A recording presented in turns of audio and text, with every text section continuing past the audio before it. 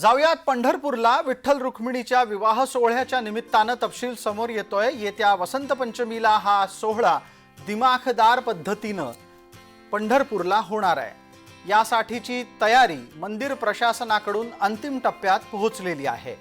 विठ्ठल रुक्मिणीच्या विवाह सोहळ्याच्या निमित्तानं भाविकांची होणारी गर्दी लक्षात घेता त्यांना कोणतीही गैरसोय होऊ नये म्हणून मंदिर प्रशासन विशेष प्रयत्न करतंय।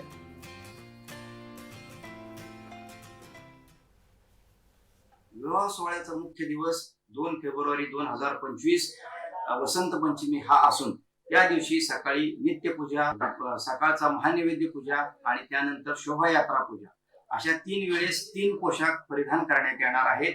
त्यासाठी बेंगलोरचे सविता चौधरी यांच्या व्यापारी परिवाराकडून एक पोशाख व इतर 2 पोशाख इतर भाविकांकडून मंदिर समितीला प्राप्त झाले आहेत।